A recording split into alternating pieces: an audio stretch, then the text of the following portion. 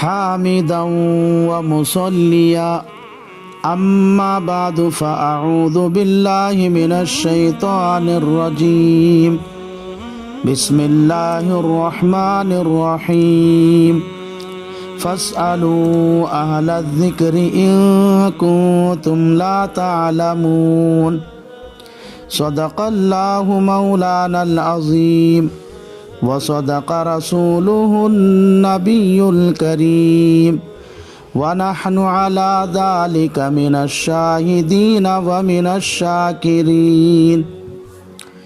یہ مسائل کے مذاکرے کی مجلس ہے۔ اس مجلس میں لوگوں کو پیش آنے والے مسائل کا مذاکرہ کیا جاتا ہے۔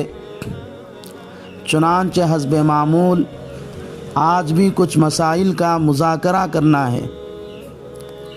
پہلا مسئلہ یہ ہے کہ جب شب قدر اتنی اہمیت کی حامل ہے اور شب قدر میں عبادت کرنے کا ثواب اتنا بڑا ہے، تو پھر شب قدر کو متعین تاریخ کے ساتھ کیوں بیان نہیں کی گئی، بلکہ اس کو کیوں چھپا دیا گیا؟ اس کے علماء اکرام نے کئی جواب دیے ہیں۔ ان میں سے یہاں دو جواب ذکر کیے جاتے ہیں۔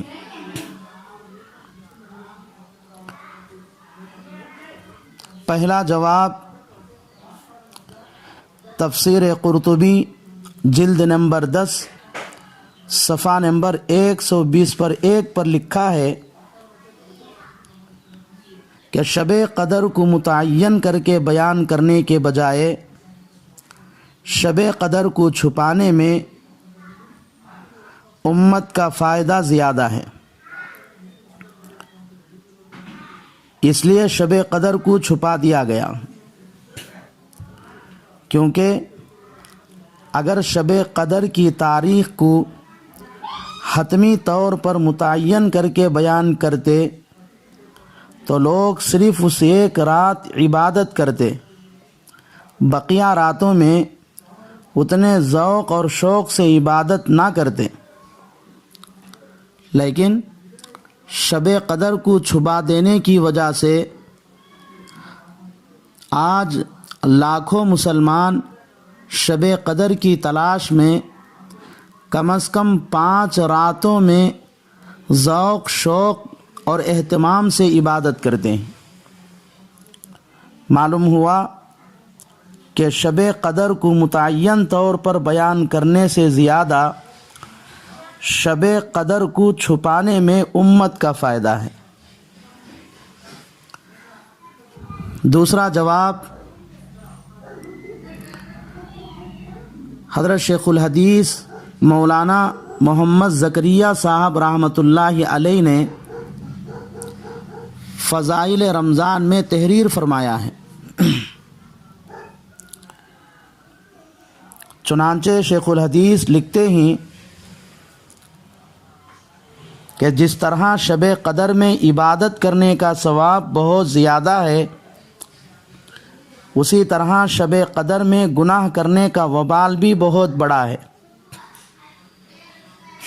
اگر شب قدر کو متعین طور پر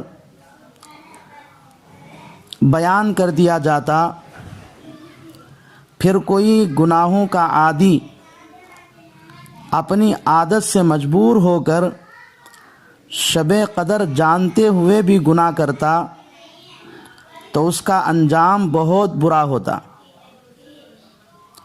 اور شب قدر چھپا دینے کی صورت میں اگر کوئی گنہگار اپنی عادت سے مجبور ہو کر گناہ بھی کرے تو اتنا خطرناک نہیں ہوگا۔ معلوم ہوا کہ امت کے حق میں شب قدر کو متعین طور پر بیان کرنے کے بجائے شب قدر کو چھپانے میں فائدہ ہے، اس لیے شب قدر کی تاریخ کو چھپا دی گئی ہے۔ دوسرا سوال یہ ہے کہ اب ہم شب قدر کو پانے کے لیے کیا کریں؟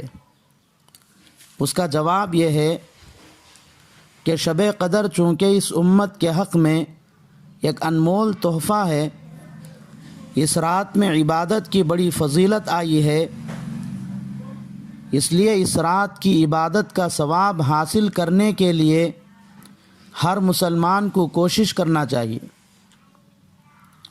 اور شب قدر کو پانے اور شب قدر میں عبادت کا ثواب حاصل کرنے کا بہترین طریقہ یہ ہے کہ رمضان المبارک کے آخری عشرے کا اعتکاف کیا جائے، کیونکہ اگر آدمی اعتکاف کیے بغیر چاہے جتنی کوشش کرے پھر بھی پوری رات عبادت کرنا مشکل ہے، لیکن اگر کوئی آدمی اعتکاف کیا تو چونکہ اعتکاف کی حالت میں